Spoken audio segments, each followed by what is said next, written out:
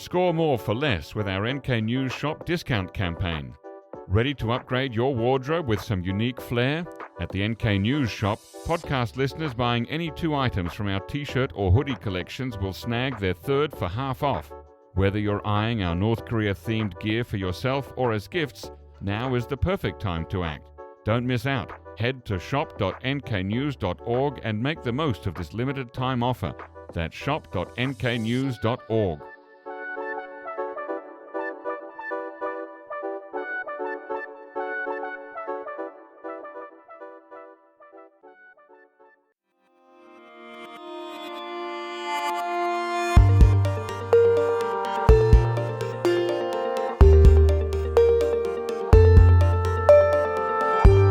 Hello listeners and welcome to the NK News Podcast. This episode was recorded on Tuesday the 17th of September 2024. That is Chuseok Day here in South Korea and, well, probably North Korea too, but they don't really do much with it. But we welcome Alannah Hill back to the NK News Podcast studio. Welcome, Alannah. Thank you and happy Chuseok, everyone. Happy Chuseok. And North Korea has kindly sent some Chuseok gifts to South Korea. What have they sent? We had some early Chuseok gifts over the weekend, more trash balloons.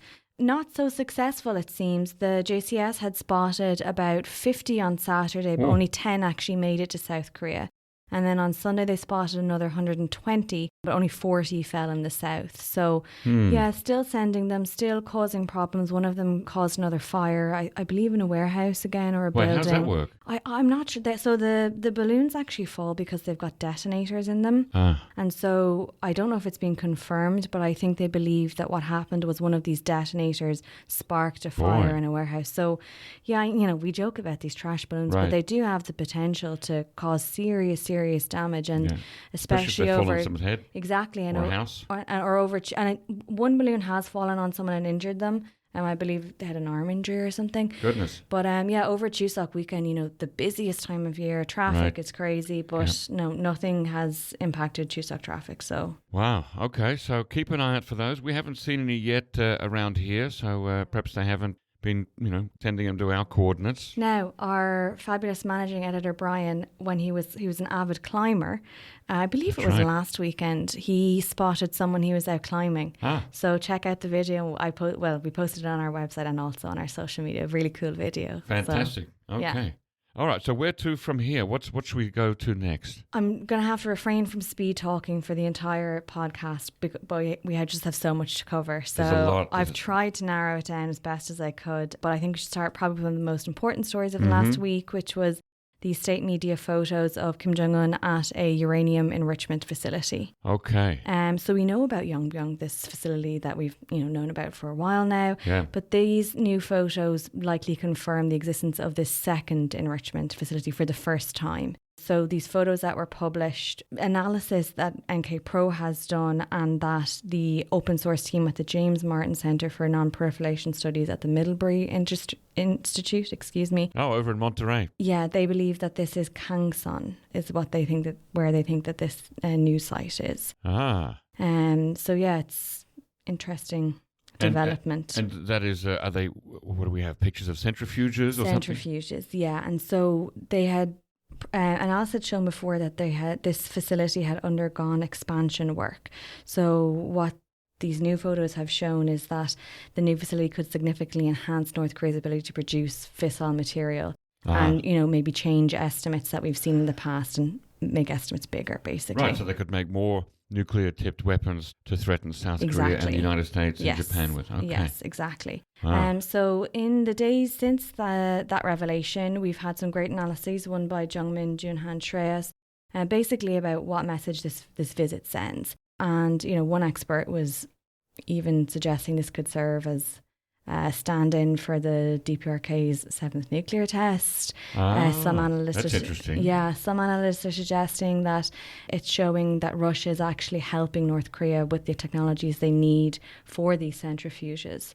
And, again, as we've seen in the weeks and months that have gone by, cooperation between Russia and North Korea has just gone from strength to strength, apparently. Right. Again, this week. That would be a big change, though, because the Russians have for decades said, ever since the Soviet Union, that we will not give nuclear weapons technology to North Korea. And this is just speculation. Right, So, we're not sure of that We're yet. not sure, of course.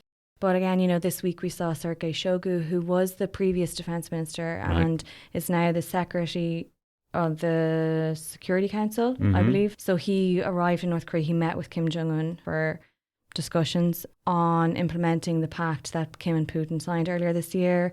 Chae Sun-hee, North Korea's foreign minister, went to St. Petersburg. She's going to be at some forums where Putin will be. Oh.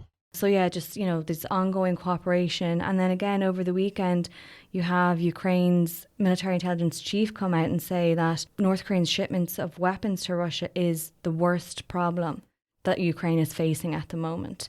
The worst problem, wow. That's what he said. Gosh. And that Pyongyang is the leading arms supplier to Moscow. More than Iran, more Anything, than any other country. Yeah. So, it's interesting, yeah. And then another analysis that we had from Chad was talking about how this grand reveal of this uranium enrichment facility might have something to do with the US presidential elections. So he wrote an excellent piece where he talked to a lot of different analysts and experts about whether they thought that might be true. And so a lot of differing opinions on that, but I'll link that in the show notes for people to have a look at. Very interesting. A lot of good Chuseok holiday reading here for people who want to stay up to date with North Korea's nuclear threat. When they're in their food coma and they need a little break. That's right. Have a read. Yep. Wow. Okay. So, I remember when it was the early 2000s, right, that North Korea revealed that they first had a highly enriched uranium program, and it was when Robert Kelly, I think he was the official from the State Department who went there, and there was a whole debate about, is North Korea saying it has an enriched uranium facility, or are they saying we have the right to have such a facility if we want to? And that was a whole debate. And then, of course, later on it turned out they did have one, and now they've got a second one, and it's in Gangsan. Yes, correct, okay, wow. All right, okay, well, what's next? So next we have Swedish diplomats have returned back to Pyongyang this week. This is big news. Yeah, We've been big waiting news. since, spring, I guess, when there was a trip by the Germans. They went and they did a technical visit to sort of look at the building, see if it's still standing, see if the roof has a leak, and can we go in and turn the electricity on? And the Swedes are in that building owned by the Germans, right? That's right. So there's been, as you said, there's been talk of this for a long, long time now. But officially this week they've returned to the country's embassy. That's according to Stockholm's foreign ministry. So that makes Sweden the first Western country to resume operations. Now, technically, they'd always continued limited operations, they say. Via Zoom. Via Zoom with local staff. Local staff, right. But this is the first time, that Western diplomats are back in the country. Could mean positive signs, could also mean nothing. Only time will tell. But apparently sources have told NK News that Poland and the UK have also got some positive signals from North Korea about potentially having some of their diplomats back in the country, maybe soon. So. Okay, but this one is actually confirmed by the Swedes. Yes, we are there. Yes, correct. And they've had an important role. They've had an embassy there in North Korea for over 30 years, and they've been what they call the covering power. I think that's the right word. So when any Western person gets caught in North Korea for any reason, the Swedes are the ones who intercede on their behalf with the North Korean Foreign Ministry. So it's good to see the Swedes are back again. As we saw Travis King, right? Wasn't it the Swedes who helped negotiate to get him out? Yeah. Exactly, yeah. So part of the Neutral Nation Supervisory Commission as well on the demilitarized zone. The Brits have had, it feels like a kind of a dance of some steps forward and a few steps back again, that saying we might go in and we're waiting for permission. And so now they're a bit closer, the Brits. Sources are saying this, but again, we've had a lot of talks. We've heard lots of things back and forth, as you say, back and forth. So we'll just have to wait and see. As you mentioned about that building where I think it's the Swedes and a couple of other countries are housing that same building that Germany owns. And that's because the East Germans built a giant embassy there back in the communist days. And then after the reunification of Germany, they said, well, let's be efficient and let's rent out bits of space that we don't need anymore to other countries. The efficient Germans. The efficient Germans, right. But there hasn't been much word on when the Germans will go back. So I don't know where potentially the people that are renting those buildings will go. Will they go back to that building or not? Right. So, it's still a lot up in the air. Yeah, it is odd to have the tenants there, but the landlords are still not back yet. Exactly. That's interesting. Yeah. So, what next then, Alannah? Okay, so I'm trying to, again, not rush through everything, but I believe it was yesterday we found out that North Korea's next Supreme People's Assembly, which is basically their rubber stamp Parliament will convene their next session on October 7th. And this is important because this is when North Korea will amend their constitution. And this is the first time that North Korea is holding one of these sessions since Kim Jong Un came out and said, we're done with reunification, that's off the table. So it'll be interesting to keep an eye out when this SPA meeting does happen. What is going to happen to North Korea's constitution? Are they going to change their, well, it seems very likely they will change their constitution in terms of reunification, but are they going to change the border? Are they going to redefine, those kinds of things? So yeah, that's one thing that we're going to be looking out for coming up in October. Right. Article 9 of the DPRK constitution specifically mentions peaceful unification of the fatherland. So it'll be interesting to see whether they change that to just simply remove the word peaceful or something more. Yeah, totally remove it. Yeah, exactly. It's hard to tell what will happen, but something we'll definitely be keeping a close eye on. Right. And that's also, of course, Article 9 also talks about the complete victory of socialism.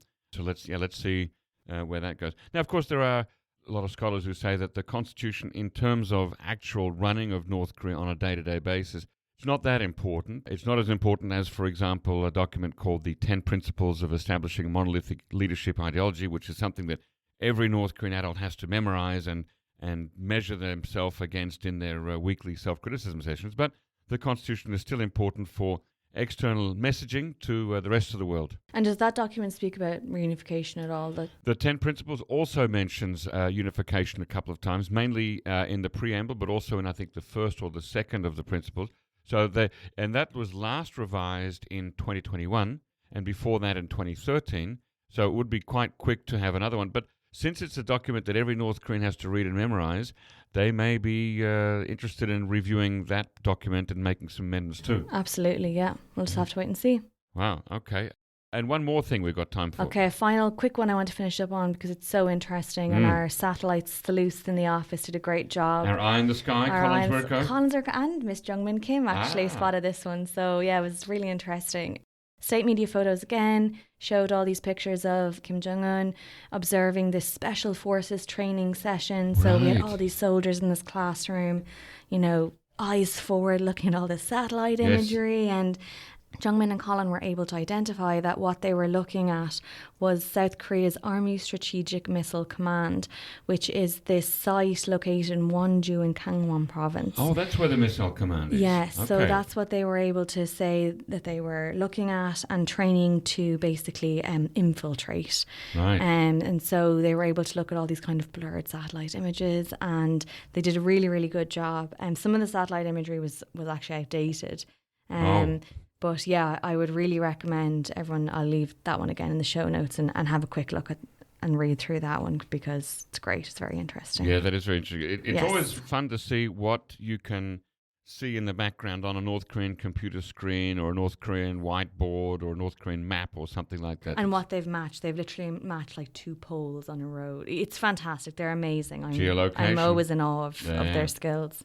So Kim Jong Un was there at this meeting, dressed in, he wasn't in his white suit, he was in sort of a khaki jacket, it looks like. It's kind of looking around, and we've got some North Korean military types in their short-sleeve jackets. That's a particular peculiarity of North Korean formal wear, is that military jackets with short sleeves are allowed. Yeah, they're not that strict.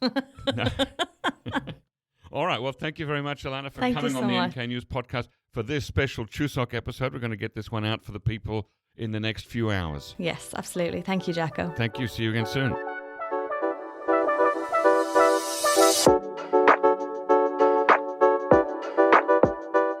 In the intricate world of Korean affairs, tailored intelligence makes all the difference. Korea Risk Group's consulting services offer specialized, actionable intelligence designed to guide your Korea-related decisions. We provide bespoke consulting services that cater to your unique challenges and goals. From policy analysis to market entry strategies, we bring clarity to complexity. Transform uncertainty into opportunity and visit KoreaPro.com Solutions today.